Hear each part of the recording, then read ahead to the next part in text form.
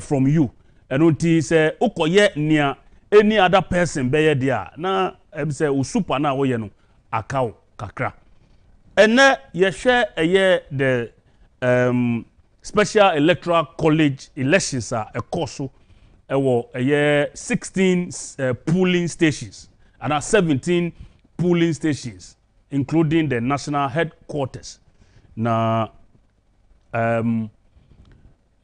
nipa bebre na omo akire wo madwene afa ho and yensaka mrantie bia omo no special electoral college election year course so a friend super delegates conference na omudimu akotene pa no ti obeyi wasum no waye krado na watie nsem a wo mo ebeka na mejidi se enneda enne no discussions ni nyina have been centered around Bono say northeast is an say nsem bi ACC wo ho enti yabo ewura ho a yenya nipa na owo ho a ode nani hu nyema esiye ewo ho no na ode nsem num nchechemu abramisan echia obiom ema wakwaba edeba the seat show so ewo eye na 2 television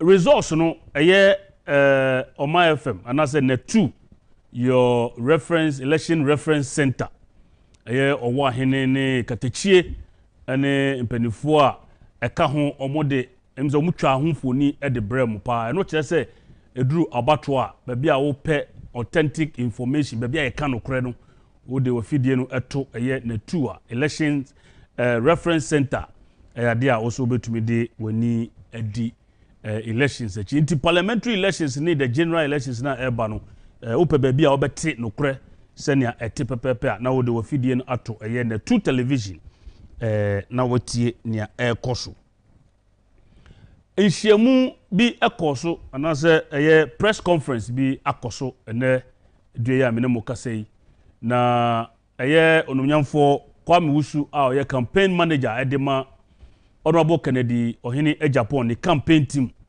a o makobo adwuma deni ede nkunimdie abafie no na omode omone nsentwerefo etwetwe nkomo kakra efa nsem bi ho especially the election no any the aftermath of it enti yene obi so be kasa afa eye sa nsem no ho omode tu dwa no adien no omo kan efa eye press conference no ehun any election no ho enuti mo be hye nso eye one of the aspirants senior munim no eye Honorable Boachi Agyapong ene Honorable Adai Nimo omumienu omunya mako enkron obi anya enkron nti ye kase the 5th position a omumienu no omoche 5th position na senia ye mra no etie no esese kiane ke yenya enipa num na omutumi eba na ye beto omuso aba eye the 4th November no this year nti senia nhihye ne te no esese ye sankoye run off na enumu ana nsem bi epie wo social media say Honorable Boachi Agyapong say watwe ne ho afrimu na je say Honorable Adanimu ene de ne beka enan no ho na omu akopre na yi emu baako na information yensa kan ne say Honorable Boachi Agyapong ni naso no issue release a che say won kan ne bia da say wayi ne ho afrimu enti as far as our concern ne de or trying say be runoff na yetumi de yi omumu baako akoka enum enan no ho na a very interesting constitutional development students of constitutional law no say omo betumi e de akọ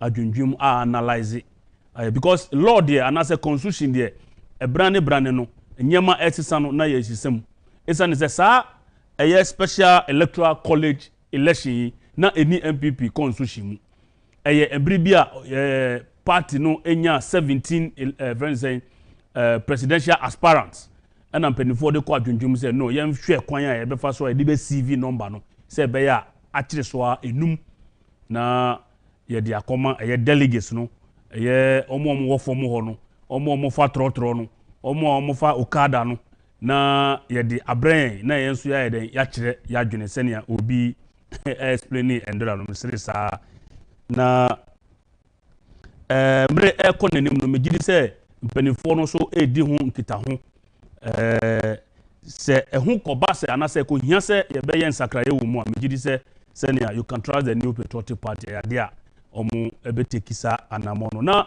memfa eye serious commendation emma eye national executive committee ene elections committee a omahwe senia adanome ne owura Kwame Wusu kan no ka se omabomode papa e de enyema egugu akwan mu enti ye bo national executive committee abaso eye lawyer Justin Frimpong Kodua ye general secretary one national chairman eye Stephen Ayesu Intim ene na pamfo se womabo adwuma papa na yetumi ye hihye emra ye processes ne de go omo aye omafamu de na akas memene wo se ye bedi emra no so and that's where there's a question mark na mpanimfo no de omo de ye nhihye ne gu ho ese security na nya de ketwa but a drew memene wo na ye super delegates na it's expected of us we put up a very good behavior no na akoye bibia wo ho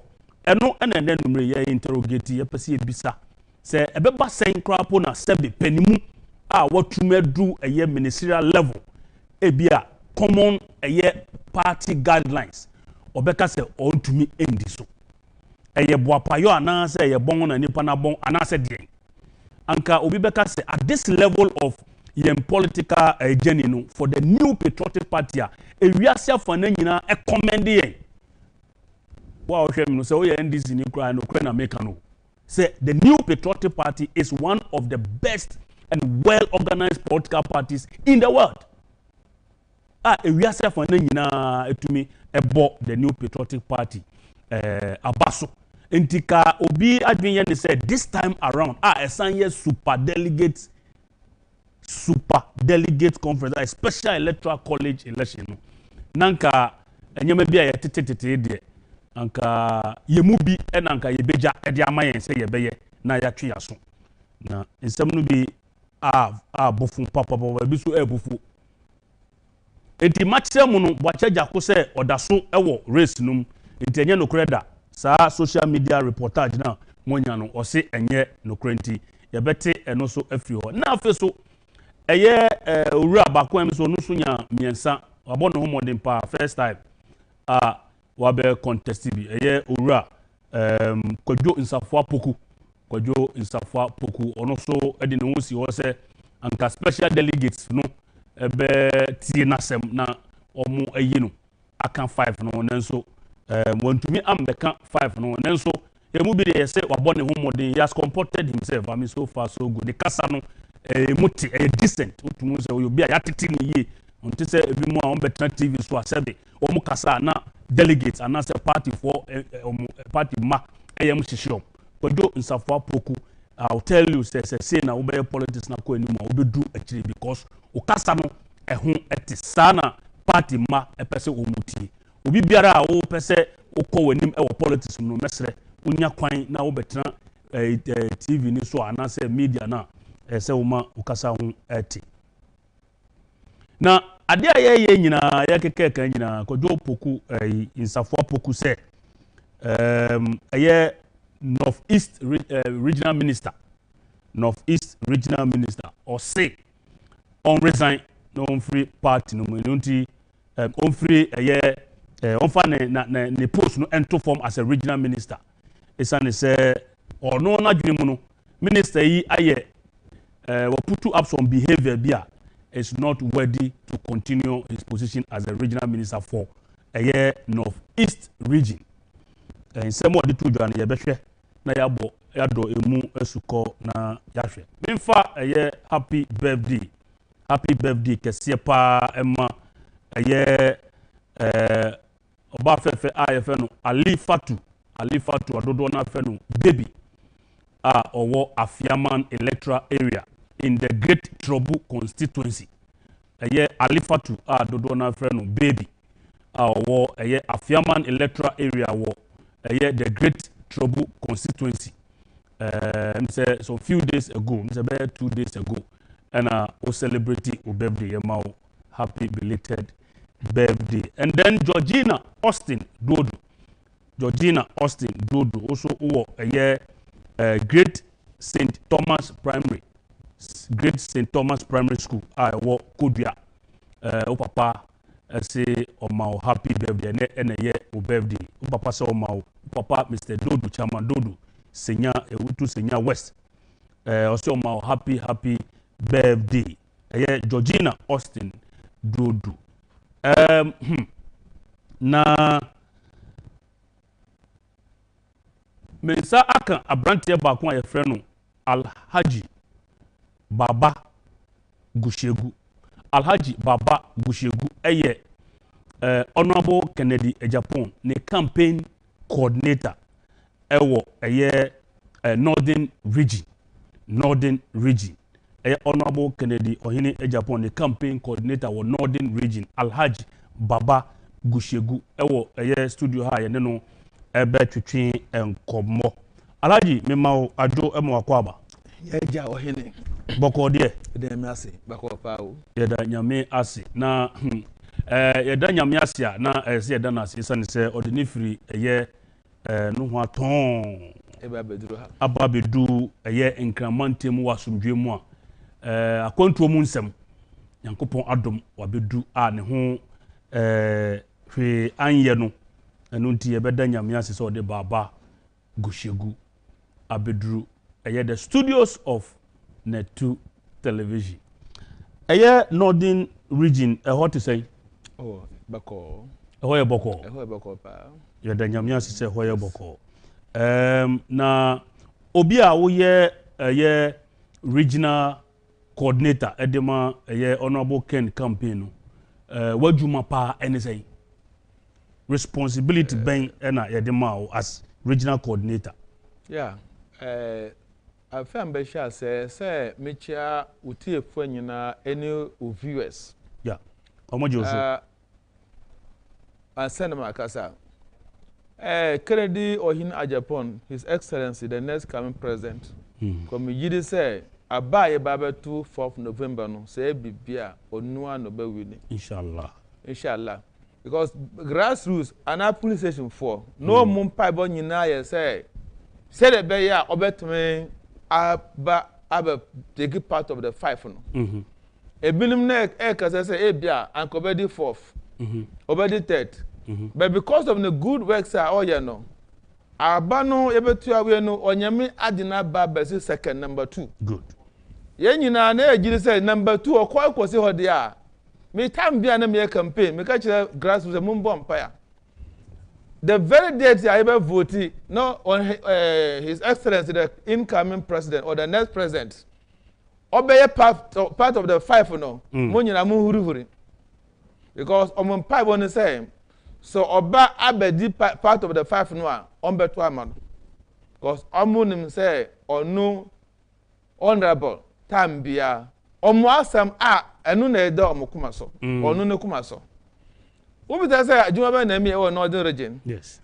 Yes as a coordinator me duty ne say time ebetu abano na matim anya votes a ebeboa so that the whole nation 16 regions no so mo tally o mo votes here na northern region yes so yatimanya votes here eyeye ediama the next president say me do the say me mbom modern special delegate akọ o do me say flag bearers ni bi o munya 00 yeah yes before abanbeto no na me gidi say ankabet manya 10 kra but so official said the super delegate conference no ekoye no a enye obi no be ka kire say anko said dia ese say eko anko said dia ese say eko amma hwamu amma most of the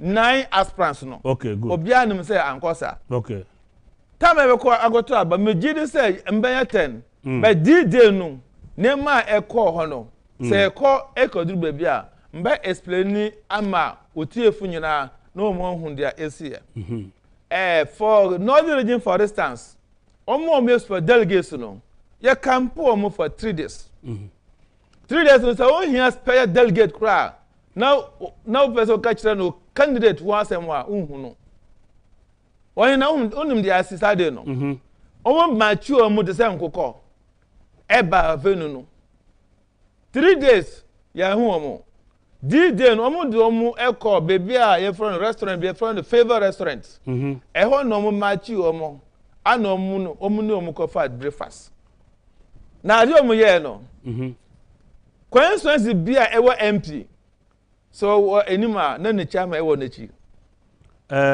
menti ho na se papa omo osi omo koto aba no yes northern region there na okay exactly some northern region coordinator good so as some make bia it's about northern region yes and unfortunately I was the agent for the honorable yes Ken or for me say na se me de kan no say nipa o ka say ele baba Gushegu Alhaji Baba Gushegu ono ana no san ye honorable Ken ewo polling station ho no eno ti onimnia oka no owo ho ode nani ene hu ye to aso o say ye omo ekodi ye breakfast na so omo ba MP edi anima na chairman de ewo na chi send ka enye boni bia send omo kwa koto aba ekwe on be fa so omo de be ba me sound say sir abanomo kan ya mentioned ya yede ya mention obi ade say Mr. Soso nso beto okay so omo ba abetan ka say omo space edem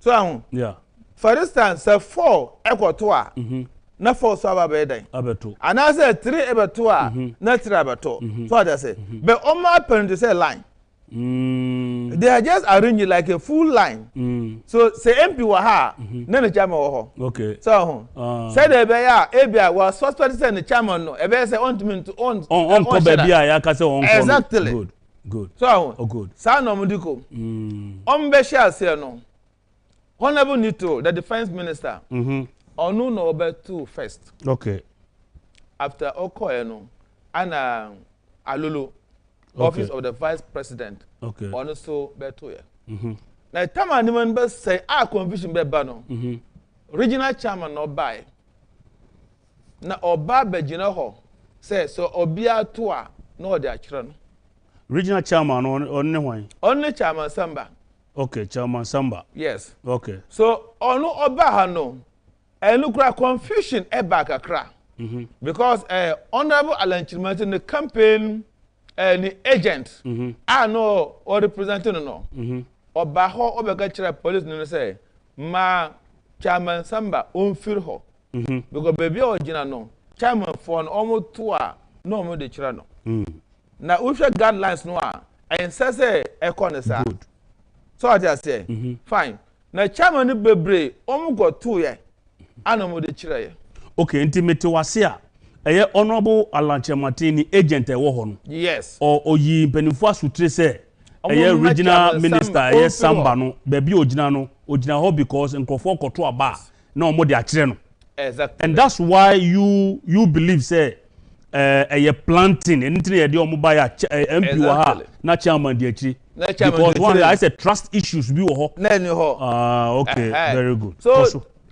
tama Alan Chirmati agent ebe ka tira police commander Mr. Machaman Samba won feel ho because ensese original ho no mo vote a no mo de kira no good all started ne onyan so prayer kura na Machaman Samba obo no oyede obo no pa o ka so obo na like as in what obloyi no eye Alan Chirmati agent no a oko report to ye no yes okay me ba before obeko anim no guidelines are ye de mamu orientation apart in the mamu agent no as to the do's and don'ts ewo polling station ho no wo wadwene mu no ade a Alan Chirmati agent ne ye no na efa emra ekwan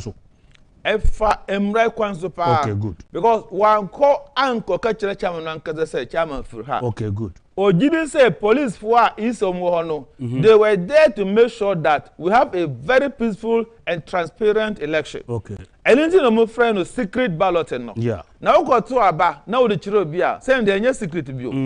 So o cultural police commander Mr. my chairman emfre ha because chairman for ni bi omo to aba no mo the chiro no. So ahụ. So o kasa no anko ye amma regional chairman.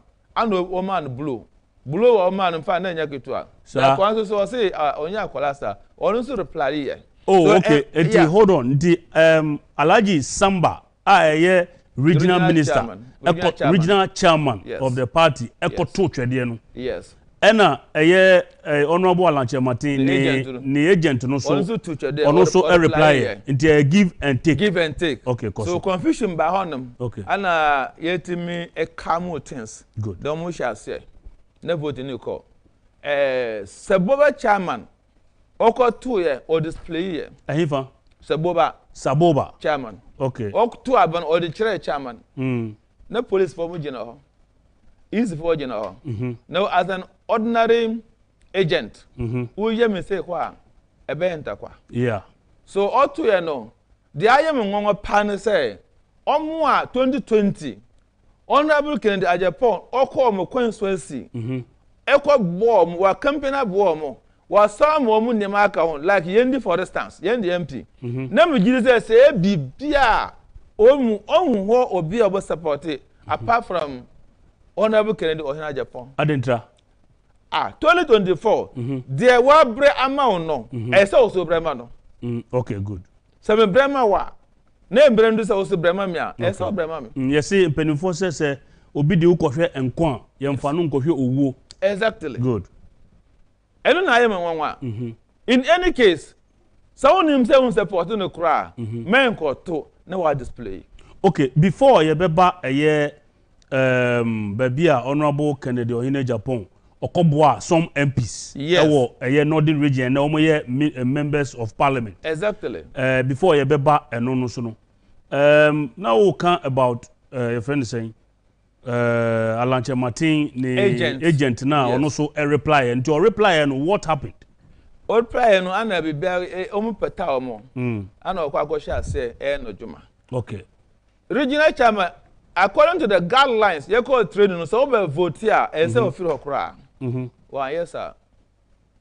After blue, no. Okay. So every misfortune is a blessing. So blue the day, make us say, and yet bet abwa. Okay. Because Saudi and see you know, vote and display no, and my dear no by from Gakra. Okay. Because Anka no more ya omaj you say, what about to be a so display votes mom. Okay. No more you say, what about time mom.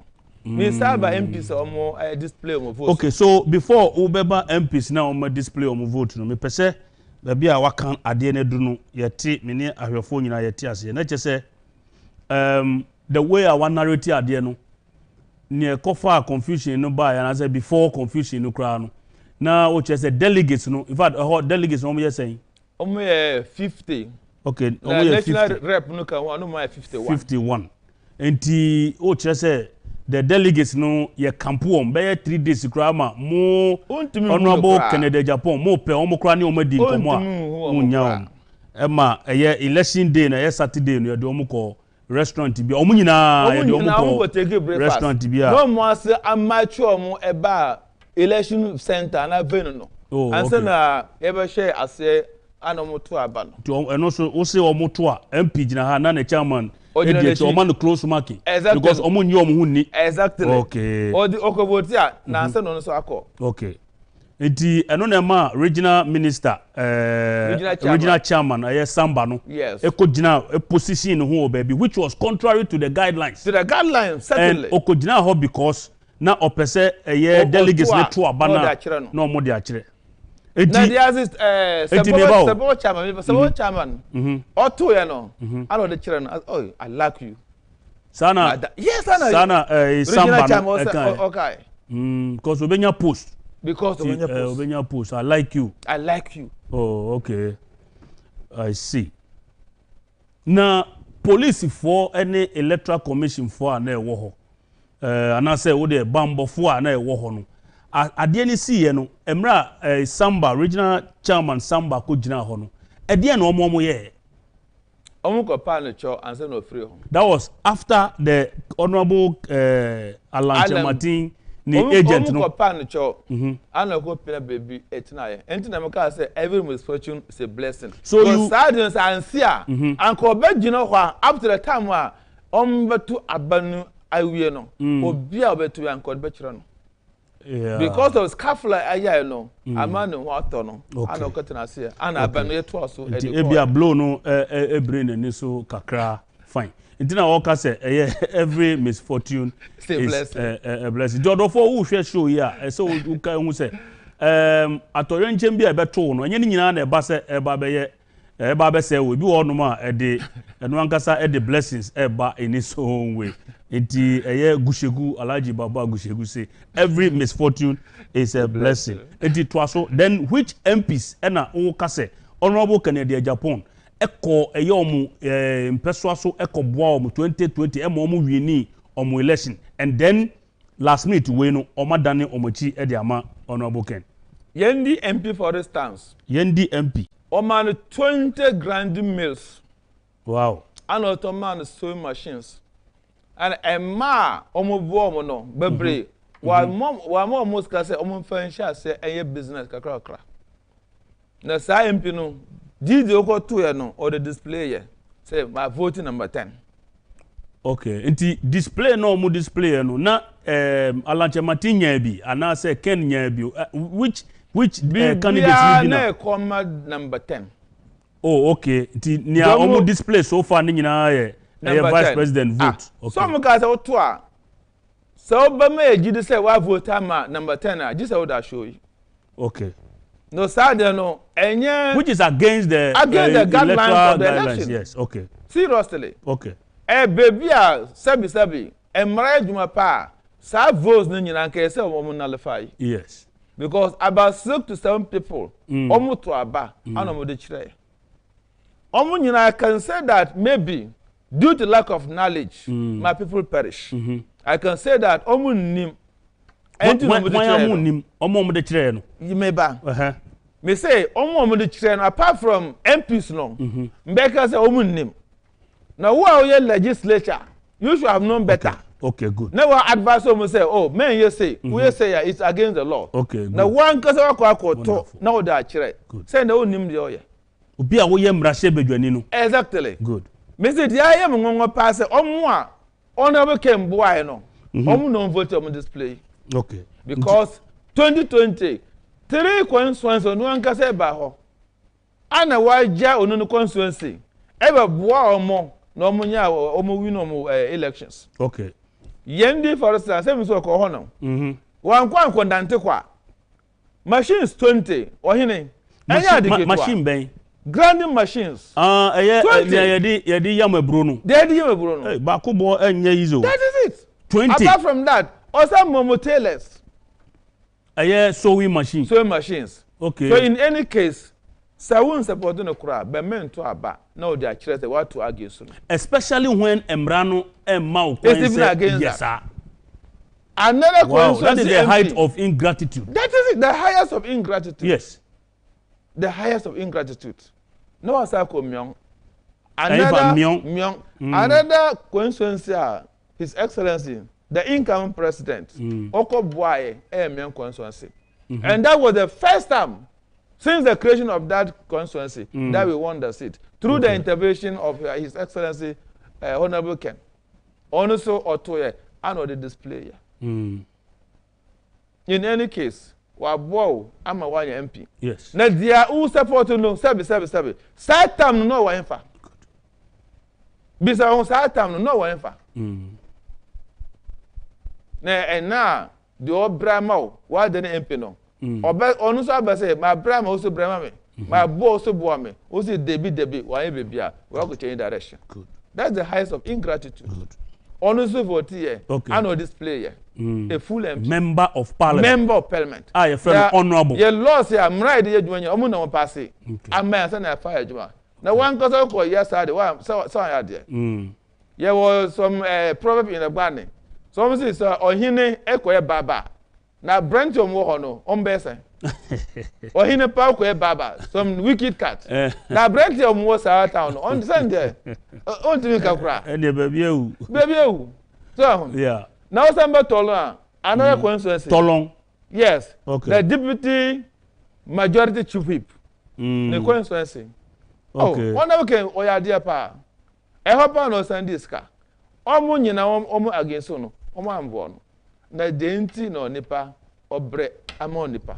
The honorable deputy majority chief whip Tolon MP. Yes. Also can one honorable Canada Agyapong di ni sika ene nebre eko boa omo northern 2020 elections.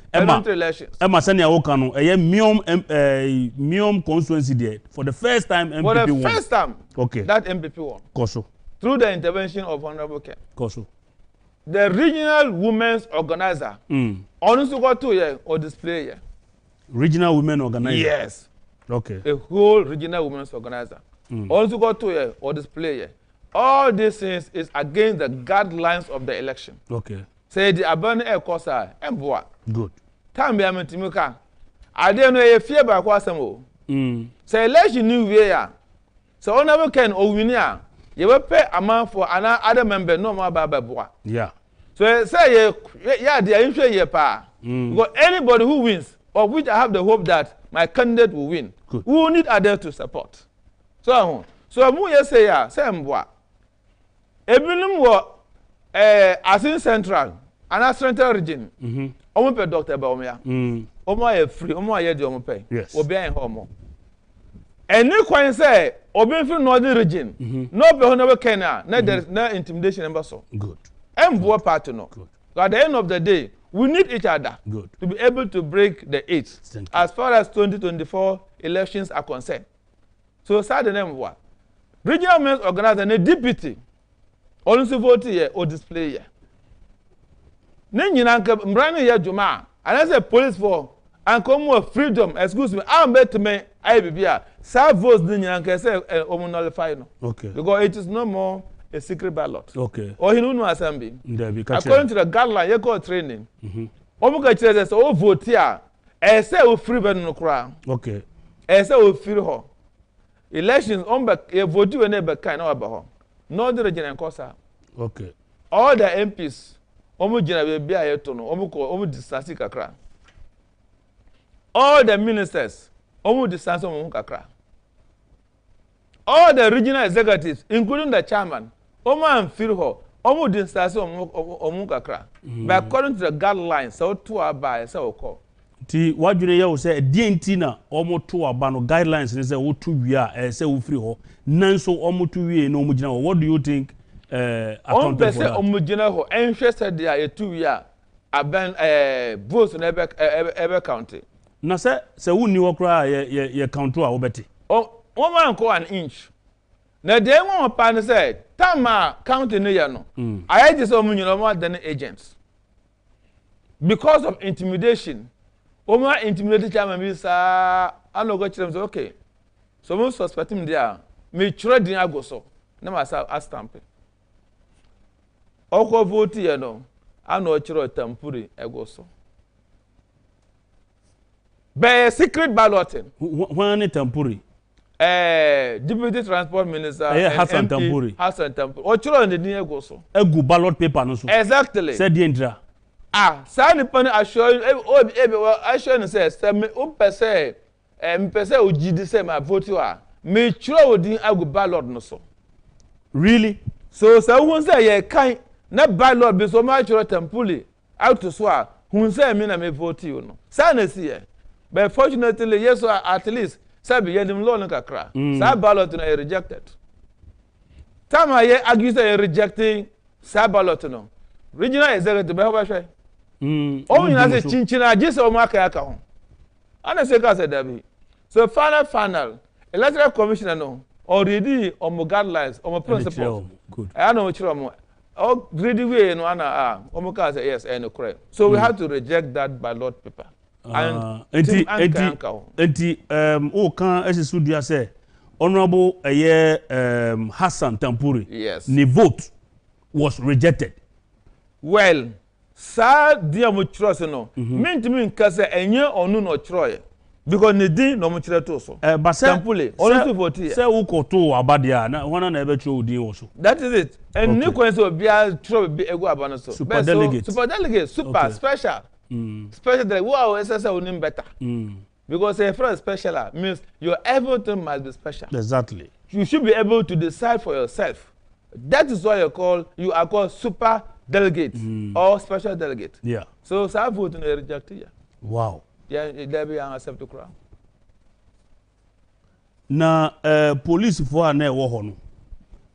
Office omo yo madwuma yie. And you say they were toothless like I saw a police in security na tight pa. Okay, good. But they were toothless.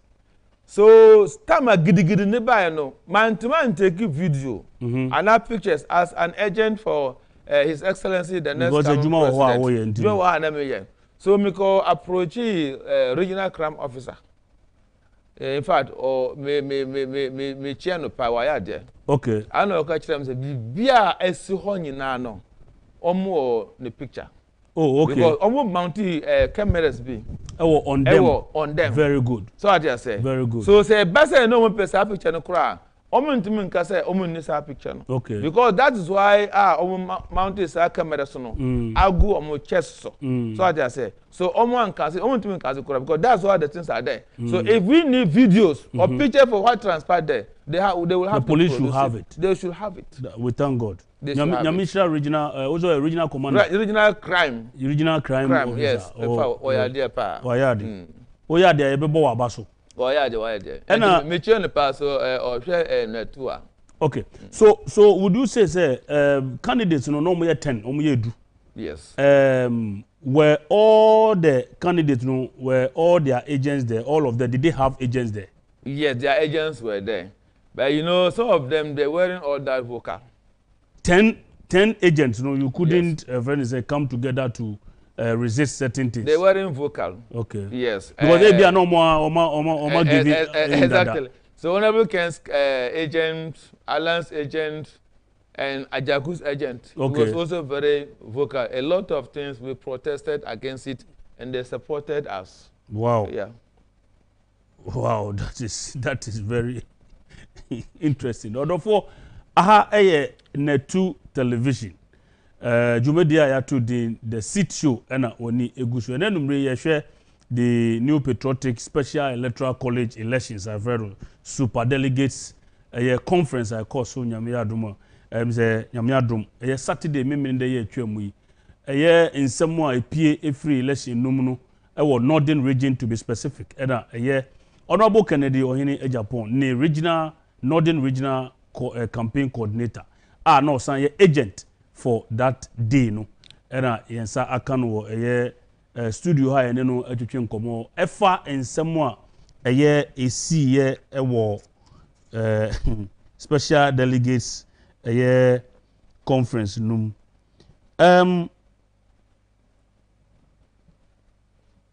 The agent na ye born no anase ye to no twede alaji samba no e born twede na ono so ye yi no wo wankasa woni na di nkomo woni ni di nkomo no akura me no kasa ye na upraye bibi like was he hurt? No, he wasn't hurt. That one I have to be front. Okay, so with all this you declare results, what next? You declare results with all these irregularities in their cause. We see police for video evidence, picture, and as a pictorial evidence near their day. With all this, what next? The party assembly and say the campaign team has something else to do. Ken's campaign team. Yes. We have a lot to do. Okay. Because number in fact many anjukra.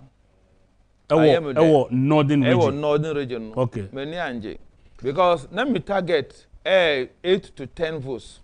But because of a Juma yes. Yes, so you were expecting between 8 to 10 votes. Say me kra and now Uncle Chairman ni be ba me ho.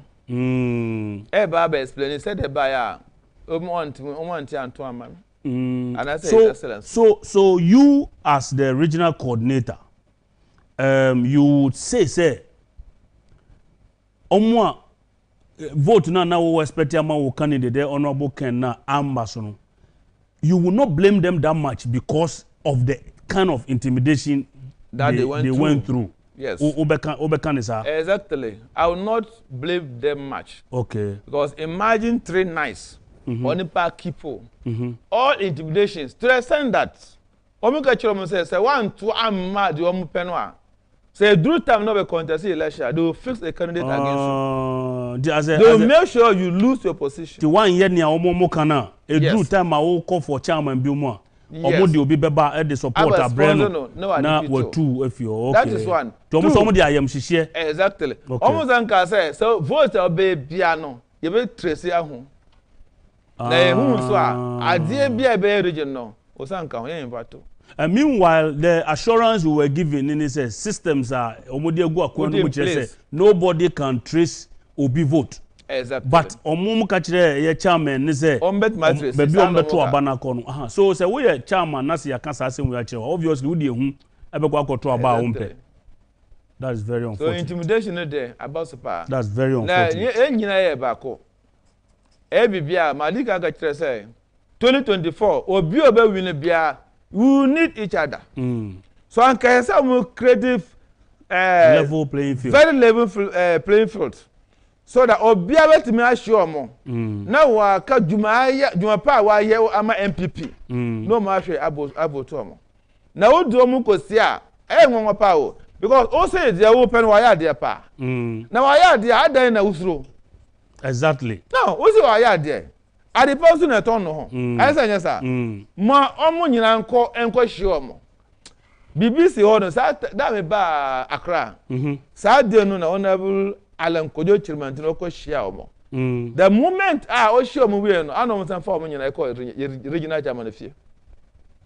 Alan Chirman be hye o hye all the special delegates everywhere. Omo san ma hye omo nyina ko regional chairman fie. Wow. Omo briefing space kra.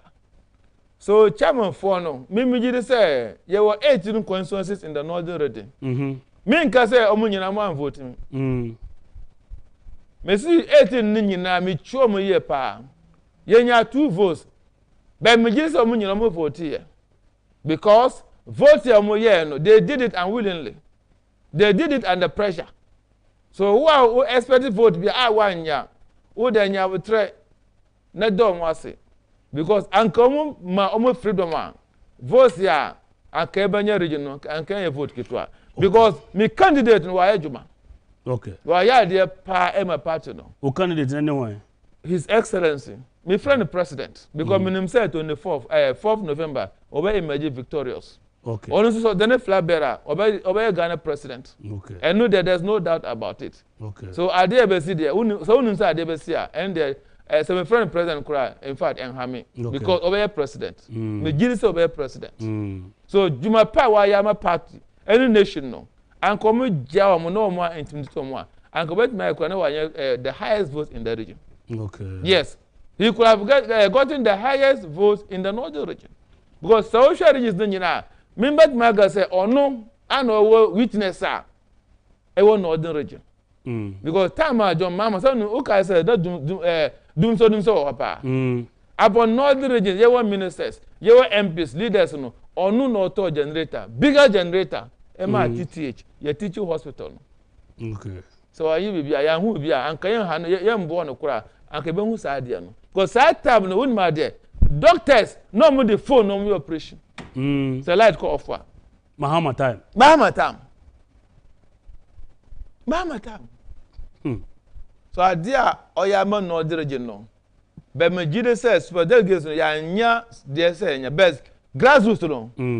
Who dey try na hwe. 24th November votes are northern region omo de bama His Excellency Keno hina Agyapong. Yeah. Inshallah. Okay. Mami Bisao. Honorable Kennedy Ohene Agyapong. O share resource na eba na onya 14%. Okay. That is 132 representing 14% of the total votes valid votes cast.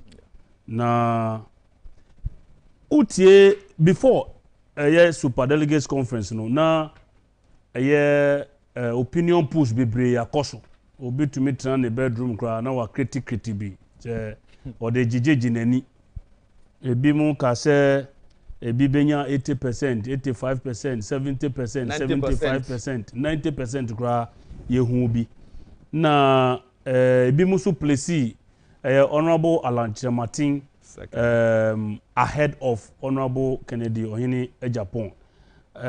Argument making is Alan has been consistent with his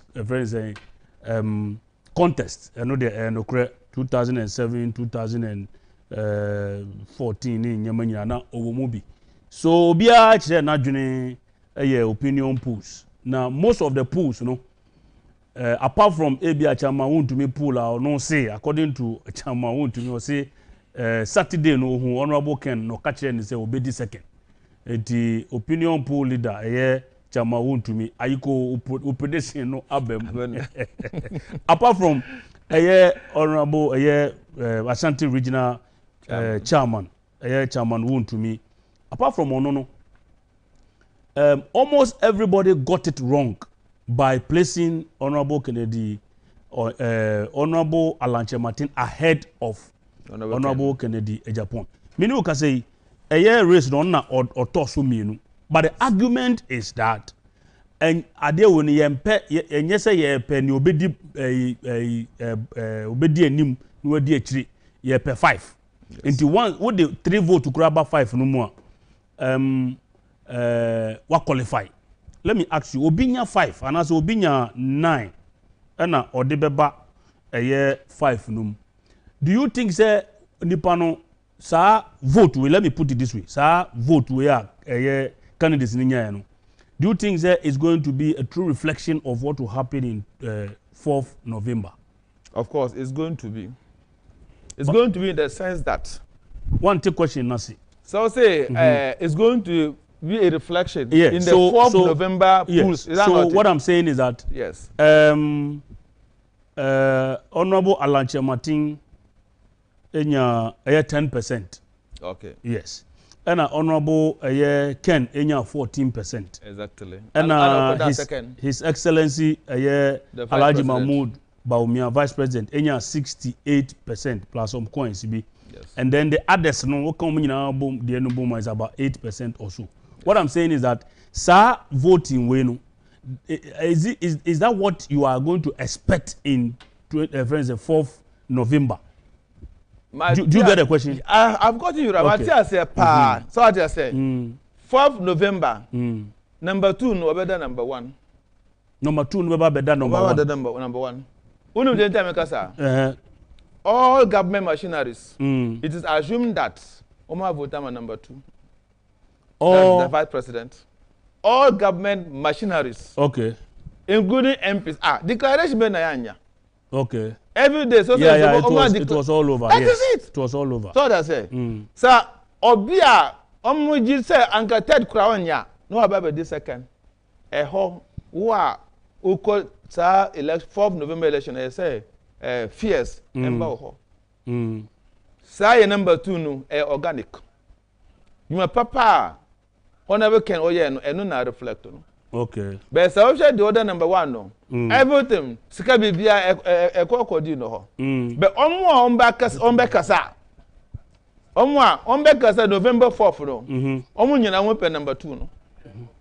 So what I say. Anything number the positions no 4th number 2 no over number 1. Sir? Because he's the grassroots man. The grassroots friends. Utie. Yeah. So, because was initial, only person on appear 5th no. So okay. I say, once or by. They just wanted to be part of the 5 people. Okay. Is that it? And he has been part, and he has been better part of it. Yeah. When I say better part, number 2. Okay. And your position will be underrated. Especially baby, now be I expect it so better. Now, special delegate conference, no man 961, if I'm right. Anomu koko to abano, and the party headquarters alone, it was close to 200 or 400 plus, if I'm right. Party office. vote. Yes, vote. Yeah, no. No, I think it was 100 and something. Yes. Yeah. Yes. So what I say. Yeah. Good. But 200 and something thousand people. Akoto 4th November elections. And they know the one who always fight for their cause. Yeah. They know the one who always asks of them. They know the one that they think that when he wins the flag bearership, to break the 8 is going to be an easy thing for us. Okay. That's what I say. So come 4th November, Omunyina Ombe Tuama number 2. Okay. The number 2 no onye highest vote here. We can call them number 1. Better number 1. So if things are to go by, they want the number 1 no. Over be number 2. Sir? No one can identify flag bearer. Okay, so what? And they better reflect. So what you are trying to say is government appointees no actually omadwene ewie. Exactly. So the appointees owners of the party. That is a grassroots. Okay. Number 2 abano. Okay. Number 2 omo betu amede wa bre ama party no. No omo hwe. Number 2 no mato. Okay. Ombetu ama their time bia omo ka kire say okasa too much. Okasa too much no enye obi an okasa ba o. Mu grassroots for onu okasama. Thank you. Mu an okasama. So it is time for you to pay him back. 4th November election be no. Eno na ona we ke be won say juma pa oyama bo no. Mu appreciate anamu appreciate. Eno na be kire. That to show whether you appreciate the good works that His Excellency Kencity Agyapong has been doing for you, you appreciate it or not. But I believe you appreciate it. I believe come 4th November, you are going to give him the majority of the votes. Yes, sir. I'm expecting him to get 70%. Somebody will say the 4th November yes. Congress. Yes. Wow. I'm expecting 70%. Yes. This special delegate, that one is over. They are going to look at his works. Okay. Last week, I happened to appear at one of the radio stations. I said, Honorable Ken is not a founding member. He's a foundation member. What's the meaning of that? Foundation member. The only so try. I know closed doors. A meeting. I know former MPP. Oh, okay. My friend, a foundation member. Okay. The founding member. After almost year arrangement. I know outdoor MPP. Omo Ababeka hono. Omo founding members. Oh, okay. Interesting. Yes. So he's part of those who founded the party. I see. When others were not there. Okay. And he did not only be part of those who founded the party. He used his assets, his money to support the party. Sharp. So they will look at that and support him. I'm appealing to all police station executives, grassroots. Please listen to their individual messages well. Super delegate conference is over. Now you are the owners of the party. I expect you and pleading with you to make a very good choice by voting massively for Honorable Kennedy Ohin Agyapong to come and turn the fortunes of the party. Good. I have been saying it always. Good. 2024 election, we cannot afford to lose it. Thank you. We cannot afford to lose it. Do you know why? No. If you lose 2024 election, we'll be in trouble. NDC has been in opposition for 8 good years. Okay? We have been in power for 8 years. We want to cross the 8 or break the 8. Okay. Should we make a mistake and lose power come 2024? You've been 12 years in opposition. How do you know? More. How do you know? Why am I saying this thing? Someone said John Mahman, they already, and this flat better. Yeah. And only 4 years. Okay? We only 4 years now. On for power and my MPP da. Na so luzwa on to me nka on for power my. Asema na okay. So on lose say. So on lose ya.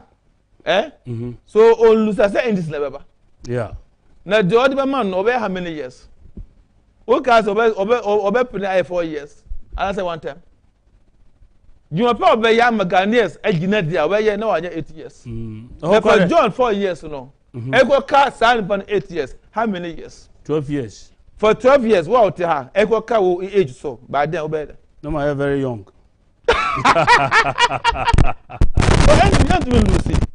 So the only person I able to buy the flat bread to my ma. No hope they will break it no. And on our can. Okay. Alaji Baba Gushegu Honorable Kennedy Agyapong, the campaign team regional Northern Regional Coordinator. No sign agent. Memoranda MPP Special Electoral College elections. Super Delegates election conference no. Ena yeneno ajutwe enkomo no. Maybe sano about the Northern Industrialization agenda because Obaya no say yenu anu me wo tifido man dem omani agisa NIA no ho papa maybe sano nsem ba ku mienu bi afa na ansa na no ma menye aboafo ngrato na memra sisia.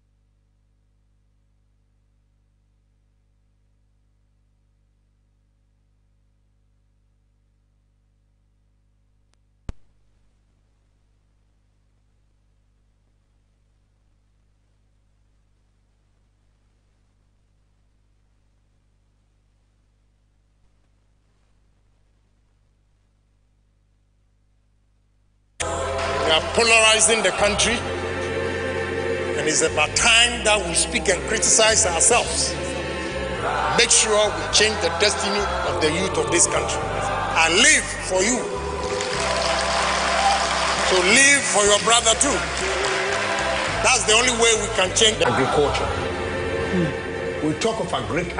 We need large-scale farmers in this country.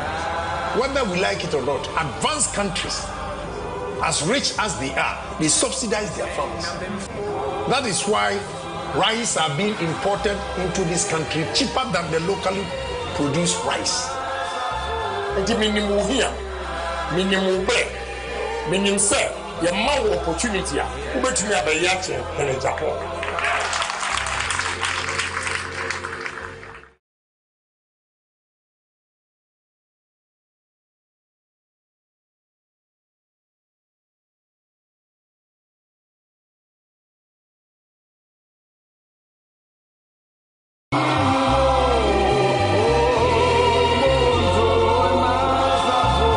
Ao novi wo fie Ghana kromi baroi ye hi ame Ghana le yo jijiji ame duko kwelolo le yo jiji ye nye ohini Kennedy Agyapong novi nyo delegates ifie nye ina nyanu no la urege no party ango miro nku ohene Kennedy Agyapong fifia meganye party nyao fifia me kro party nyaro profia Ghana varora Ghana enye gba Ghana first da kona ohene Kennedy Agyapong dem ye da kona ye gagavana nom yango mi da kona 2024 e yakoga Ghana anyigbanywera aji bede kukuna mi delegates miro nku ohene Kennedy Agyapong dem ye da kona nchu ya yakodam na yakwaji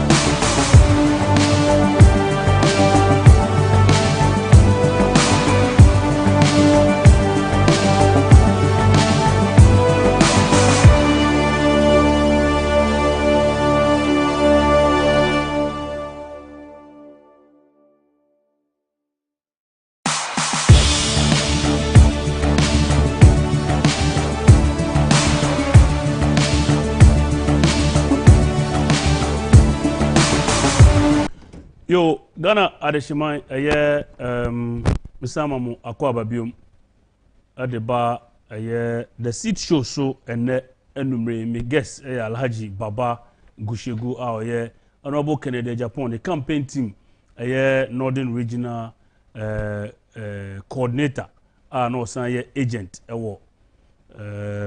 abatoɔ no ase memne nda atwam o mayate ase se regional chairman Alhaji Samba one Alan Honorable Alan ne agent omototo atwede voting center ho abra na nyema bi koso Honorable Alan ne agent no efe se etia embra na yɛhyehyɛ ma wo mu ye behwe ansana no ansa ye beko break no meka se ye behwe na ye di Northern Industrialization agenda isa ne se me guess na oba no obedru ye no wama ya te ase se ye nuanom a ewo etifidu mando na ade a omani age saa Northern Industrialization agenda no ehu ye pa isa ne se omunim se ade a ebeboa wom ititiri ene se ne Honorable Ken ka se obehwe na yenya yewo enkrani Kumasi Central Region West ni ade no north as a northern part of the country no be so attractive say enyina ebepese ebekwa kope adwuma ewo ho aye na maybe sano say onu ankasa no Northern Industrialization agenda no tinende Gushegu mami bisao na o ba no behind the scenes na o ka say NIA agenda na Honorable Ken so de beba no mpanimfo na say manfo ewo no yade o masom pa de ntina office o maso sa Northern Industrialization agenda no well the nti o masom no say asamba ku no taka a manage ho pa o say oba instead of northness omoba serve to seek for job sadness ebeko north eko pejuma because of the Northern Industrialization agenda. Na bibia na we kembeka bia megidi adentra omojidi because so kase obeya ade a oye okay o kase obeya ade a oye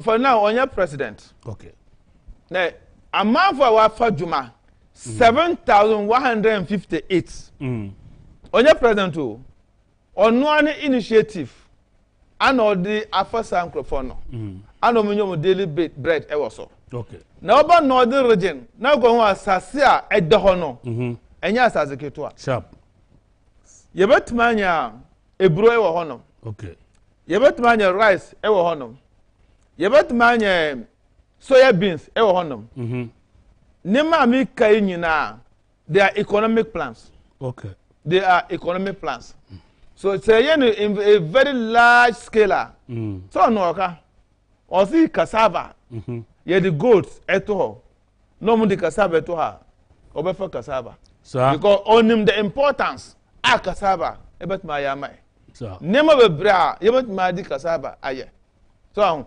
means before obe cassava de nyina he has the plans down yeah so what he says he will do so I don't doubt it and the people to have embraced it because you pejuma what you say so many times but my own bus now are loading kola ba kra pejuma omu ba akra abe pejuma the job that are not even there but looking at the mass area of land that we have in fact with honorable Ken as the president nema iriba no in fact nema sisa obia em free north say oba south ebe pejuma because Juman be so common that we cannot fool everything. Automatically, sadness will have to travel from Accra to the northern region to seek for a job. So obey, me jiri so obey. Ko yen fam man. Yo, Alaji, mrenu ayebe bejawo ama wako na ansana no eye why so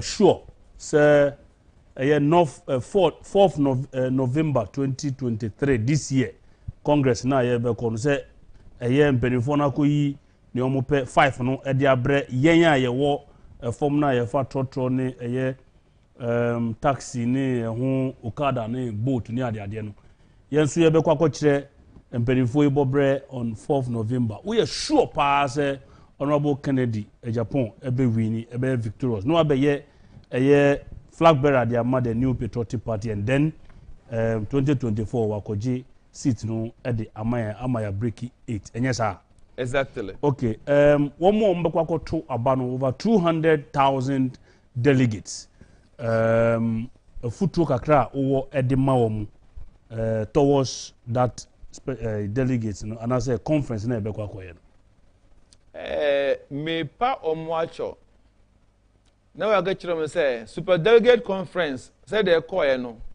it's not going to be a reflection of what's going to be on the grounds.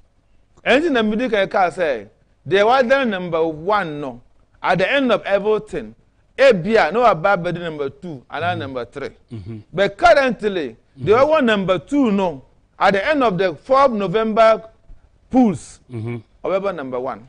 Or he means over 70%. Sir, the anything America sir. He's a grassroots man. So, ya like pass why na June say or contest. Otherwise, 2024 voter apathy and Kebenyebi. Yeah. One of them 2016 over 1 million votes are you winning endisino. And yeah, young Kwane to Emma MPP and a sudden by. Sir. And this is that time no. And these supporters never economic omonia and John. They were very angry. They refused to come out and vote. That is why our votes went so high like that. Okay. 2024, had it not the coming out of His Excellency, Ken or Hina Agyapong, same thing we are having in MPP. So sometimes I describe him the new hope of MPP. He has rekindled the lost hope. Wow. Because Omwa na omubua funo, se mu said the Obano said the Adena Manua Oba boy. And the Misramo, grassroots, polling station executives, the future of the MPP is in your hands. You have to determine what will get come 2024. The life of MPP, it is in your hands come 4th November. I will repeat it. The very day you vote Emma Ken, no ordinary flag bearer, yes, sorry, name dance means you will break it. Yes, so like young number. The one can yell man. Honorable Ken, OT even can show man. 4th November tienchang election shelma zome na woni zan etiken lemi otuntum sa kazan luto lemi okpamman patmani kazan luto tinum ful wali kabzan etiken kanya wuliao de zan yum pina yi npi tizan etiken kason ken kana unchega te break etma kasbundaje suela biyani bu gbala ka bu gbage na unde so mpure ka pa alhamdulillah wakan ne de no you know yenu anu Mozambique for mo kan se mbi o mo se mutil mulka man ta shau na je se mutil mulka man ta shau. Oh, okay. It's God who makes one a king. Nyame ena esi hine. Hine exactly. Mbonsa o. Mbonsa yes. Why are there? Yes. Eye me Nasara coordinator one ne deputy. Eye Alhaji Alpha Afu one Malam Yaya Idris. Omo no mo kire me eye Hausa kasa ne kakra nti nyame enhira omo papa ne makan Hausa. Alhamdulillah. Odofo eye me guest your friend no Alhaji Baba Gushegu or Northern Regional Campaign Coordinator Edema Honorable Ken the campaign team no san agent was sa asye Northern Region hono polling center ho ene na twetwe nkomo no danyame ase ye bompa ye se nyame de ne bekwa akodu asumdwe mu obetumi ahwe adwumadie wei ewo Facebook ne YouTube Facebook ne YouTube obetumi de wani ade akire ye na tu TVGH ade a obetumi ade wani adi dwumadie we achi na wo so wa share wa like na wo de comment so afa ho ade aba apart from Northern Region Alhaji Gushegu aboye ho amane no bia ba ko a ho so nsem kakra ACC Northeast region hoso nsem kakra ACC ewo ho na enanumre yensa aka Honorable Kennedy Agyapong ne campaign coordinator for the Northeast region of Ghana na onoso oye agent ewo sa voting center na ewo Northeast region no yensa akano ewo studio ha ono so nyankopon edena bedu ewo asumdwe mu nti yeda nyame ase papa na yene ne ba betwetwe nkomo epese otwamfoni emayen ebra ono odinani ekohu nia esiye ewo sa voting center ho anase polling center ho ewo Northeast region abrantia ya freno Alhassan Abdul Ganiu Alhassan Abdul Ganiu yensa akan minia boko de boko emse ono no twi no nsheda nko yesa about o yire no ho a ode brofo no ebe frafra ede amaye nti mo be hye ne nso ede amaye you are welcome. Thank you very much. So how is Northeast region? Northeast is good. It's good, eh? Yes. Okay. Your position, am I right? You are the Honorable Ken's campaign coordinator for Northeast region, am I right? Yes. And you are also the agent for that day. Yes. Okay, so can you share with us, our viewers, what transpired on that Saturday? Before that, were you given any orientation regarding the conduct of the election before the election started? Were you part of it? Yes. And before I start, I want to use this opportunity to greet your viewers and your listeners. And I want to also say a very big congratulations to the incoming President of the Republic, Honorable Kennedy Agyapong. In fact, Ghanaians love him so much, not only the grassroots, Ghanaians in general. If I say Ghanaians in general, when we tried to schedule a date for his visit to the Northeast, there were a lot of NDC supporters who called on me, Honorable, when your man come, your candidate come, please inform us to come. NDC supporters. NDC supporters. They wanted to be part or to receive Honorable Kennedy Agyapong. Yes, please. Okay.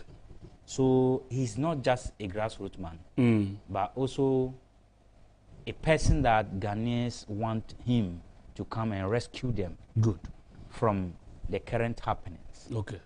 Because we have academics, lawyers, communicators, economics, and what have you.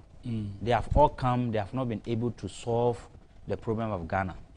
So at this particular moment, Ghanaians are looking for a business-oriented person, not just a businessman, but a business-oriented person who will come and rescue us from these challenges. Okay. Before I continue, if you look at Honorable Kennedy, he's incorruptible. You know, if you are working with Honorable Kennedy, he doesn't want any kind of that kind of attitude of cheating a person or cheating the country. No, he's somebody who doesn't like that. Yes. If you also come, he's a successful businessman. Okay. We all know, and he's a philanthropy who supports. He doesn't discriminate whether you are from the northern, whether you are from the southern, or you're from wherever. Good. He's a person who doesn't discriminate. That is why Ghanaians are calling on him. And come to what happens, and at the voting center in the northeast region. Yes. In fact, were you the agent there? I was the agent. Okay. And at the same time, the coordinator for the region. Wonderful. Coordinating for His Excellency, the incoming President of the Republic. Okay. Honorable Kennedy Agyapong. In fact, voting is supposed to start around 9 o'clock a.m. Yes. But it happened to start at 9:35. Okay. And what we're asking, and calls that we receive, you know, we also have people among the delegates whom we expect, even though we didn't get votes, but we also expect some people to vote for us. Okay. And they have assured us. So whatever they were doing, we were aware of whatever was happening. Okay. They were given some amount of money. They were also intimidated in the sense that if you go into the center and you happen to vote for any candidate apart from the vice president, will allow the boys or will let boys beat you. Where did you get this information from? I heard it from some of the delegates. Okay. You know, as I said, it's not just, they were all not coming to vote for one candidate. Yes. But it was out of intimidation. Okay. That led them vote for one candidate. So you say that they voted under duress? Yes. Yes. Because you could see that some of them, after the voting, they were not happy. They have voted, but they were not happy. Upon all they asked them, vote and show, there were some people who could not show it because I was the agent and I was the one who canvassed for Honorable Kennedy. So it was difficult for the person to show. And yes, but the rule says that don't show. Don't show. But they were compelled to show. To show, because they were all trying to protect themselves. That you are likely to lose whatever opportunity that will come in the region, and for that matter, coming for you, the party executives, be a constituency chairman or regional executives. If you vote for any candidate apart from vice president, you are not getting anything. You will just be in your position like that. Wow. And you also vote for any other candidate. The moment you move out from the center, you will be beat up. So that is how the thing came about. And it happened that all of them, unfortunately, voted for one candidate. That is the vice president of the republic. So you were disappointed as the agent? Yes, I was so much disappointed in a way that when my other candidate that was chased out, Agyapong, popularly known as Agyapong, when she got to the region, she could see a sign of my work. Okay. The work that I've done. Because response from people, the delegates, was that it was positive. And when she came back, she was like, oh, coordinator, really, you have done work.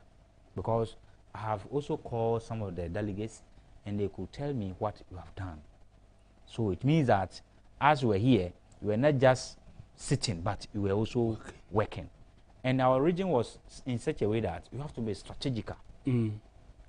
because there's no way I can go and meet like 2-3 people.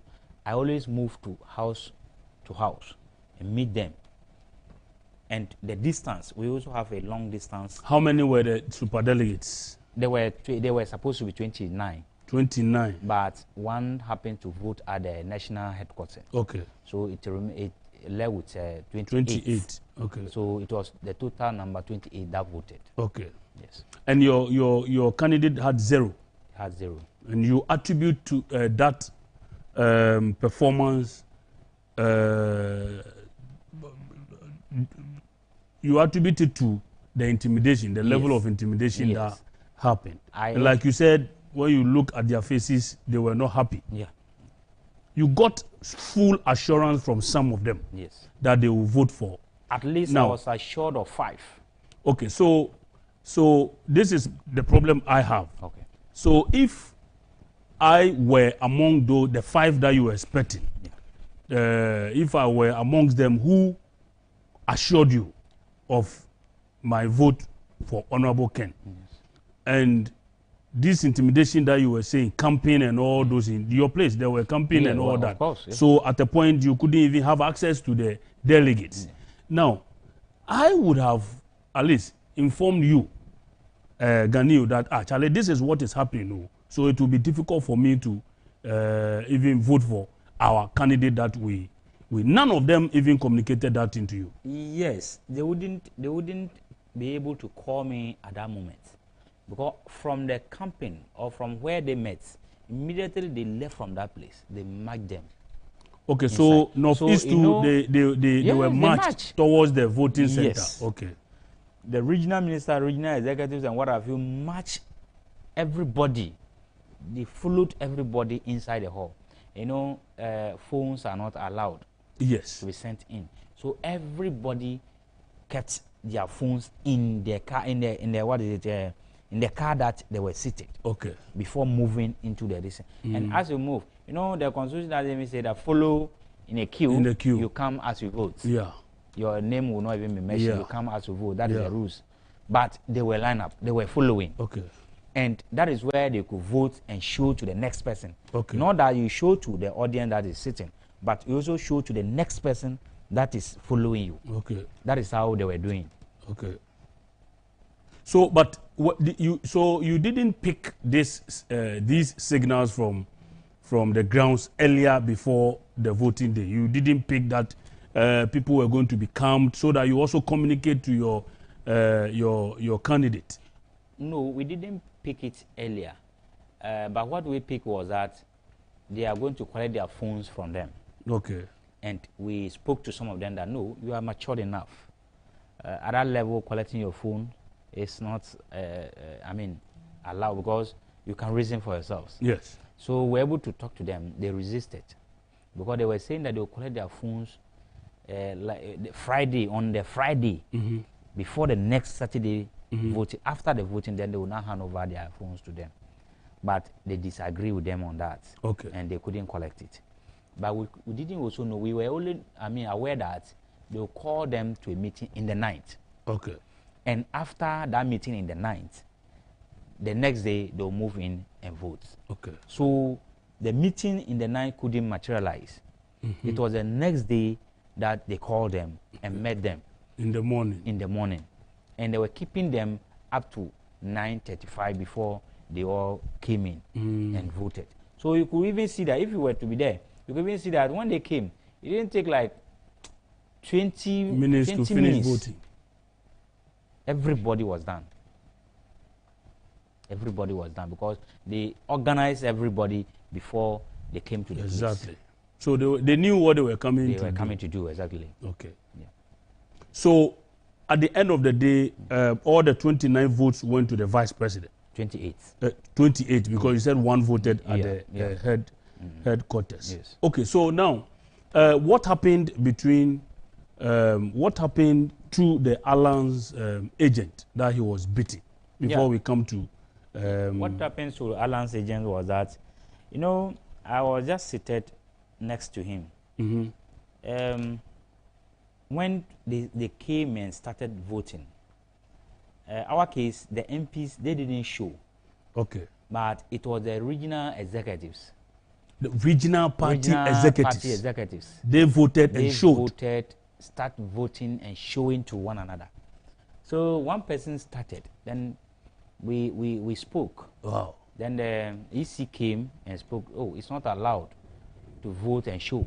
Okay. So it's like we thought that they have heard it. Okay. The second person, the same thing. We repeated the same thing. Repeated the same. The third person, the fourth person. That's where the interaction came, and it happened. The fourth person was the youth organizer. Okay. That is where the fight occurs. Okay. So because at that time, myself and the Alan agent, we all rise up. We all say no. At this time, we cannot countenance that. Okay. So the Alan agent, he was just closer to the youth organizer. Okay. So he was shouting. As he was shouting, the youth organizer rushed, like he's coming towards him to attack. Okay. So he also, as a man, I have to also defend myself. Exactly. So he, in a way of defending himself, he also rise to the youth organizer. Okay. And there people came in, and then the Nasara coordinator, regional Nasara coordinator came and knocked at the Alan's agent.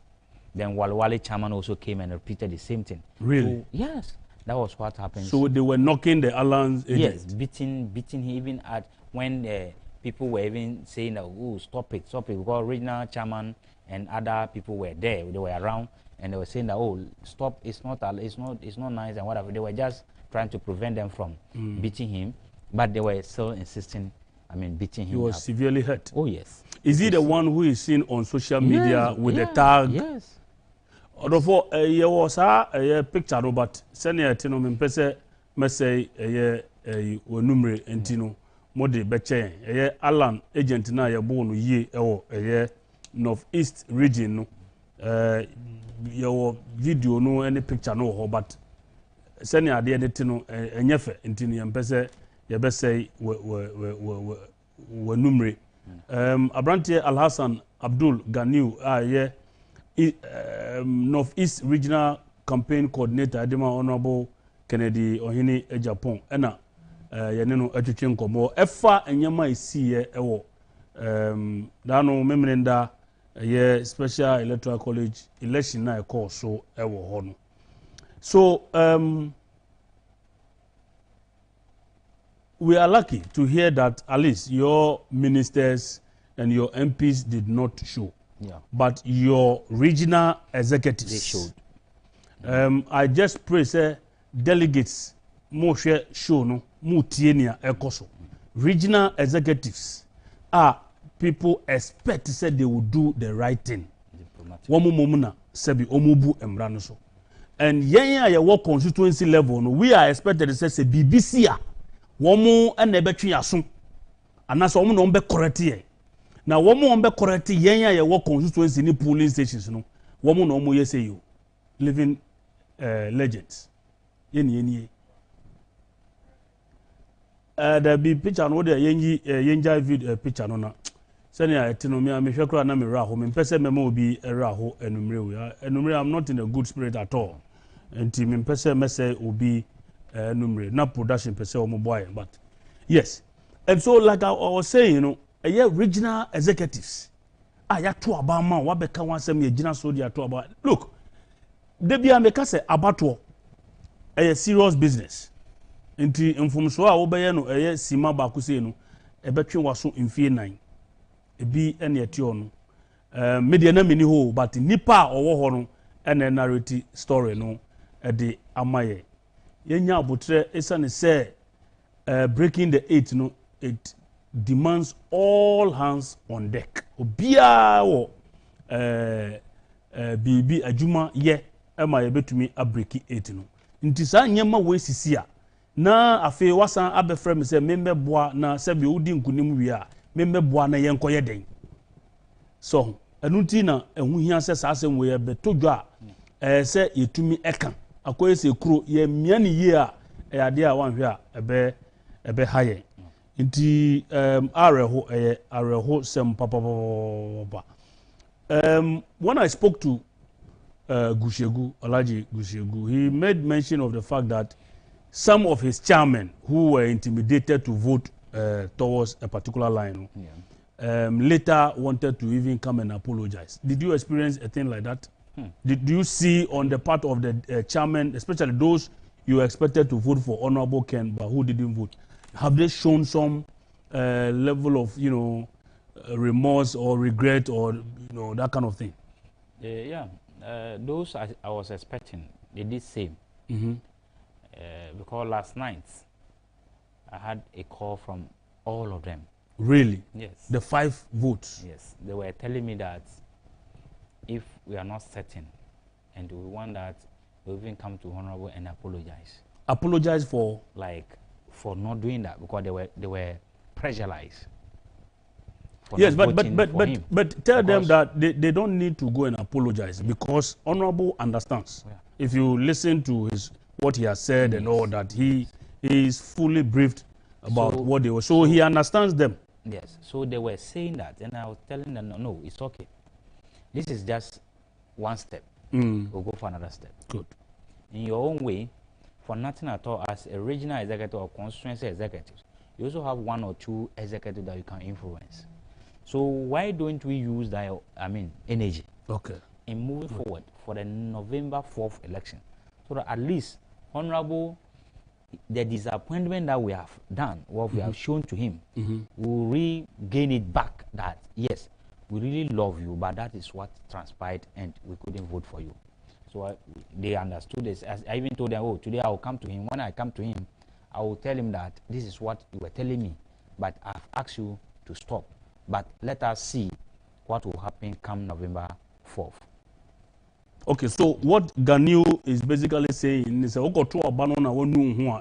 through sending intimidation. Ukoto abano ko baby ana ompese otokwa na wonu hu a akonya eda so ewo ho edema 4th November afi we mu a yenya ya fro trotro ne taxi ne okada no yenso ye bekwa kwakire yadwene through the ballot akonya wo ho edema se obeye the needful ho no obi ntumi embe chichire 200 and something thousand delegates ni nyina senia wo mu eka no. Don't worry. Ode obetumi esun kakra e wo dem ne wo yere betumi esun se wo yo ba so obetumi ne okunu esun. But akonya eda so e wo Ganil na kire wo sa. At the polling center, the security personnel, when the violence started, how did they react? When the violence started, in fact, we had a security man, but if you look at the mode, as for security, they were there. Okay. But the mode of reaction, at least we were expecting them that beating itself is against their constitution. The Ghana constitution is against it. Why is it that in front of you, somebody is beating somebody, then you can't arrest the person? So that is a little challenge that I have with them there. Okay. Otherwise, few of them rush to us. But the control situation and their response that's was fine. Not satisfactory. Okay. So your other colleague from Northern Region made us aware that one of the guidelines is stated that, or it's clear that after voting you must leave the voting premises. But in Northern Region they refused. They were sitting there. Ministers, MPs, regional executives and constituency, whatever, the super delegates were there after the voting. Did that happen in the east, northeast? Yeah, it was the same thing. Really? It's like it was a planting. Because after the voting, there were still some people sitting. They even vote and go and sit back, as if it is part of the law. And when you raise alarm that, you see, this is not what the law says. The law says that if you vote, you leave. They were even there talking to people, ministers. You can see ministers, MPs who are ministers. They seated. Honorable Yusuf, Honorable Agyapong, they were all there,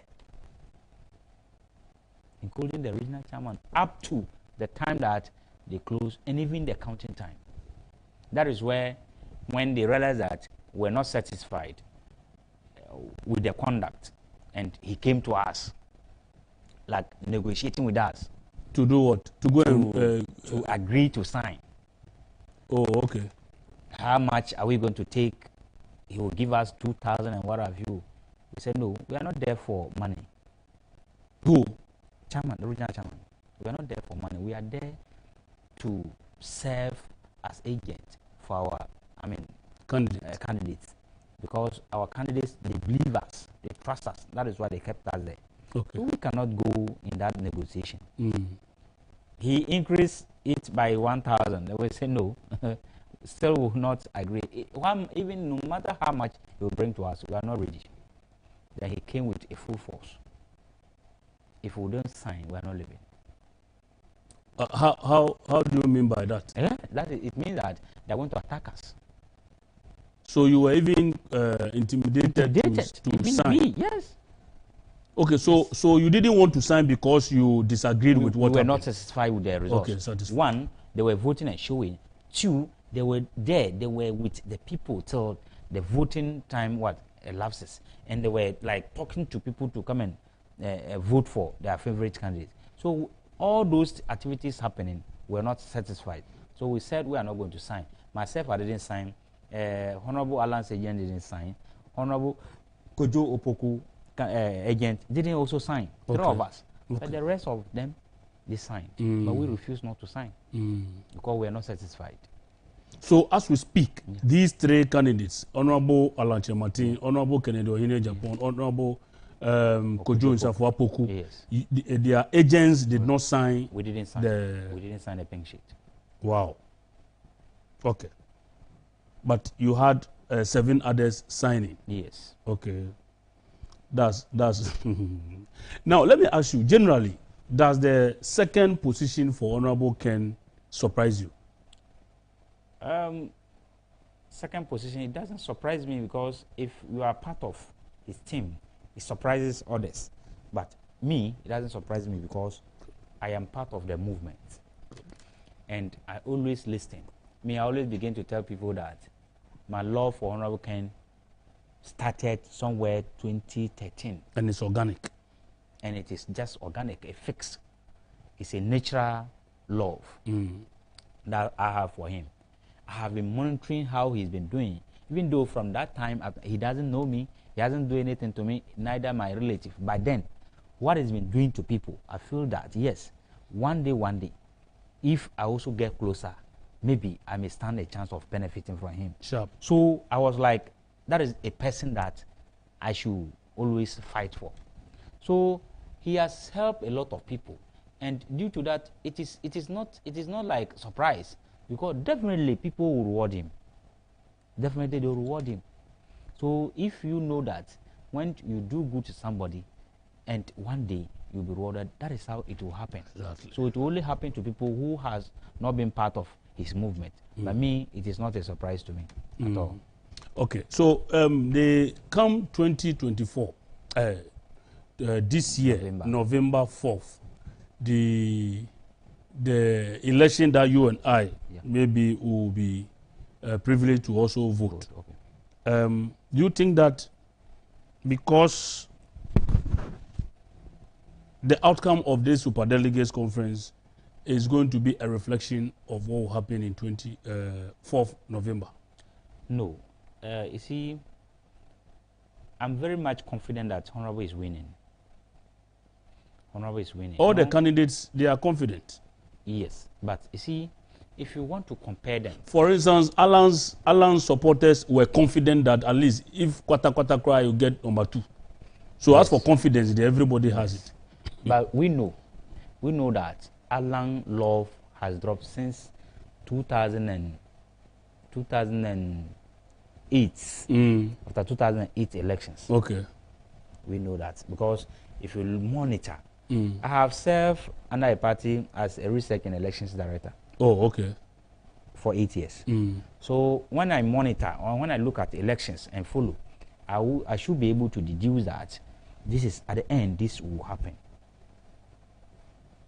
If not conclusively, but at least you should know that it is going to happen in this direction. So I know that Alan votes is reducing all the time. It's reducing unless they do maybe some magic. Yeah. But if you look at Honorable Kennedy, every blessed time his votes increase. His votes increase. So I'm confident that he was number 1. Now he's number 2. The vice president was number 10. Now he's number 1. Surely he can maintain the number 1. Who? The vice president cannot maintain the number 1. Okay. We will go back to 1. Who are the we?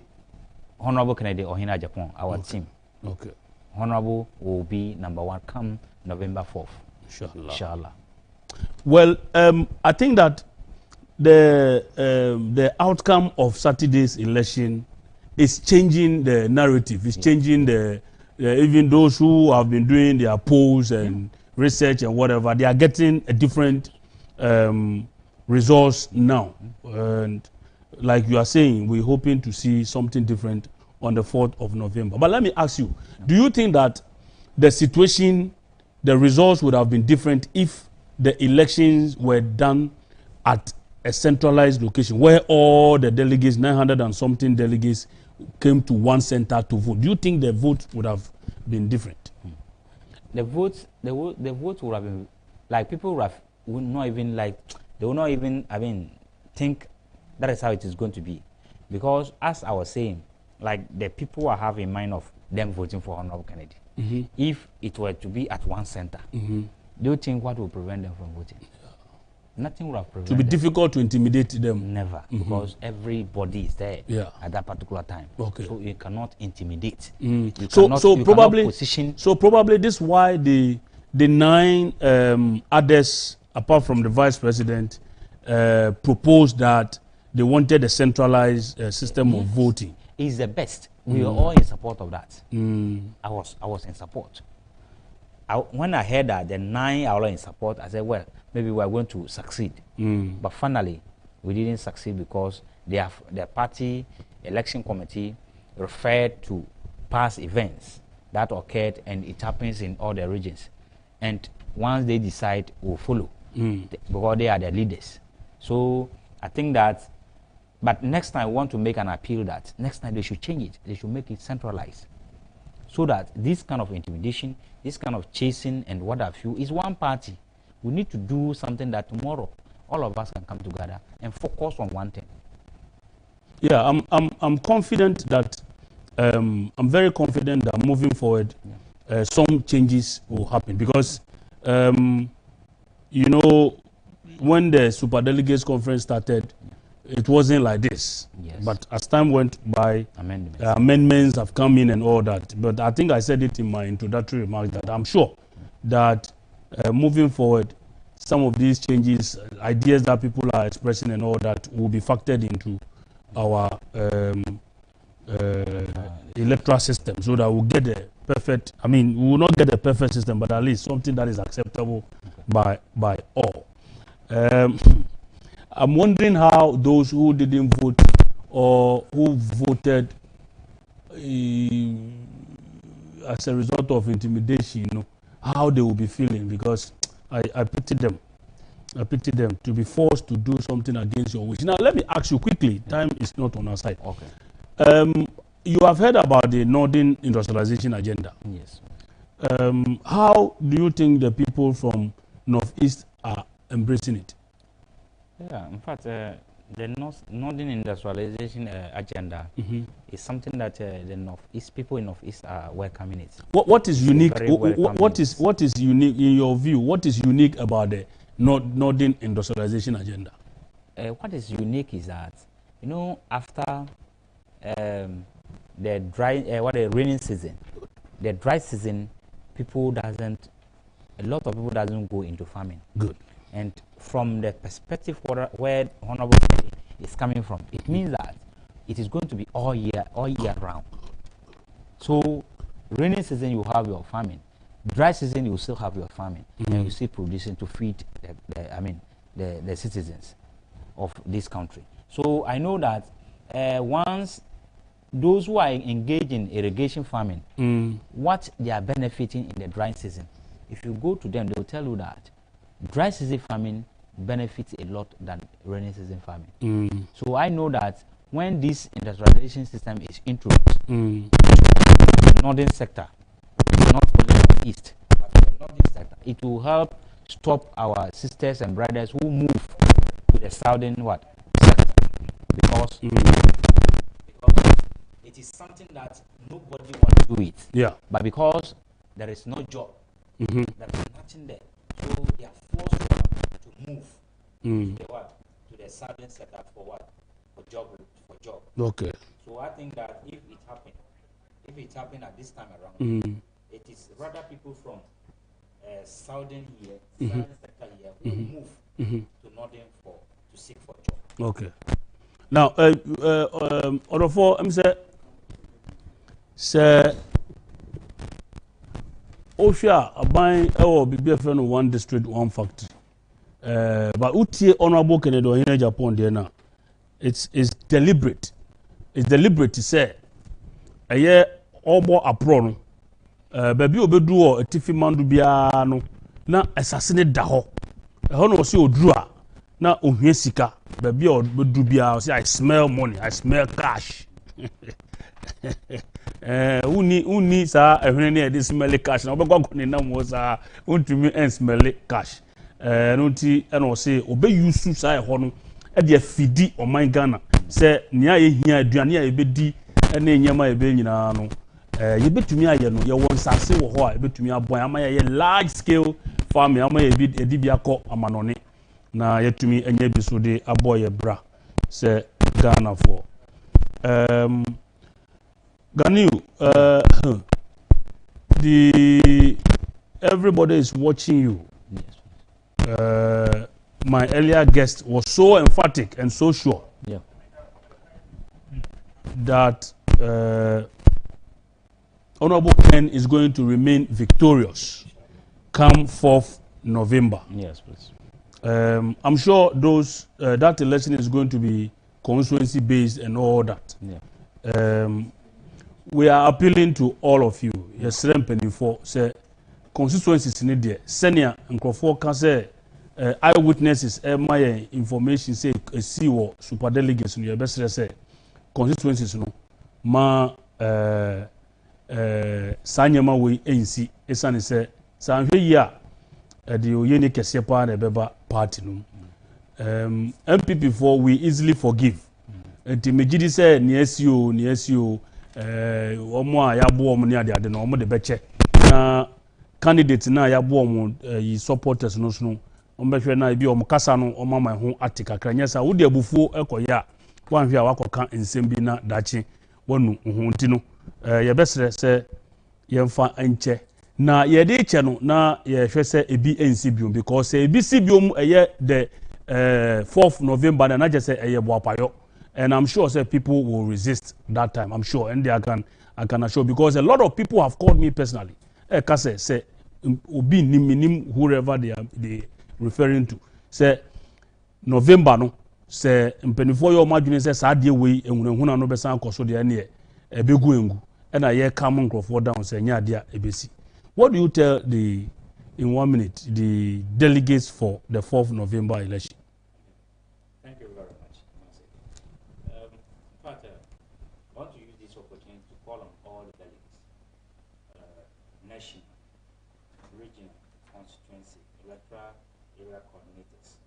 Polling station executives, that whatever we are going through now, the neglect, most especially to the polling station delegates, the neglect that we are going through, it is some others. Let us try Honorable Kennedy in Agyapong on 4th November and see.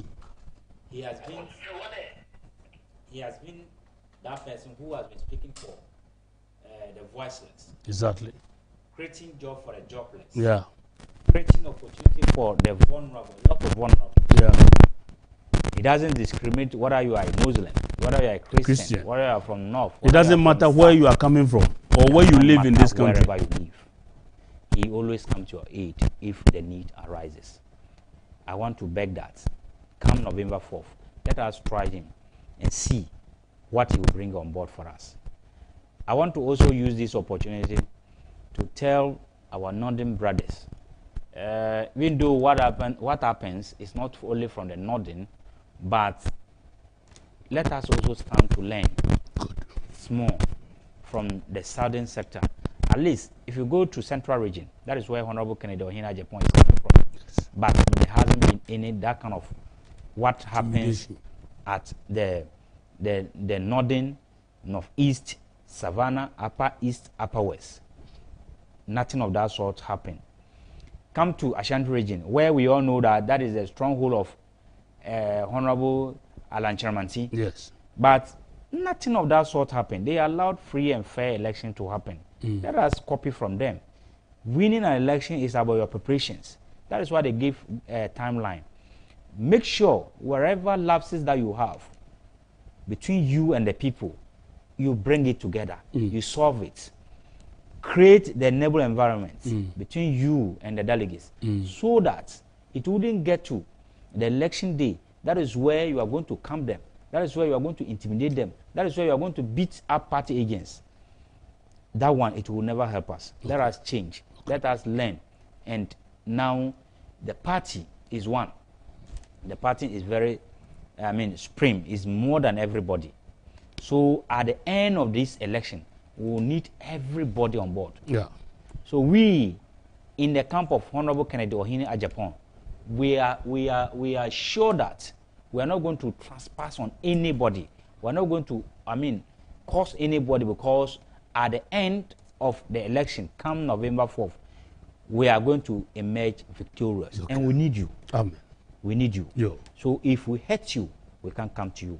So we urge all our campaign team members, let us go there and canvass peacefully, lovely. Let us sell our message. Look, what Honorable Kennedy has done is enough. Okay. You can't even say all. When you mount a platform, you can't say all. Right. So we want to beg that, let us see what he has done for the people. And inshallah, 4th November, Honorable Kennedy will emerge victorious. Inshallah. Inshallah, 4th November, Honorable Kennedy will emerge victorious. My guest, Abranti Afeno Al-Hassan Abdul Ganiu, our Northeast Regional Campaign Coordinator, Adema Honorable Kennedy Ohene Agyapong. About one course, so a memorandum, so on one no Jinemu, a agent, Edema Honorable Ken. Aha, ana edi enejume dienu ebesi madam guest nyina ase wa opebre ehwe yen so nyame enhyiraw mpenifo ebo am technical men me producer Ohene Kofi Safo ne Robert Bafofin Justice Afo Kwesi Ninsin George Sarkodie Focus Kobe Scratch ana me director of TV Kenneth Techi Agyapong mpenifo ene ebo am ma ene mede dwumadie ni ebrem nyame adoma ukwada ebeyi yebesan ehia makram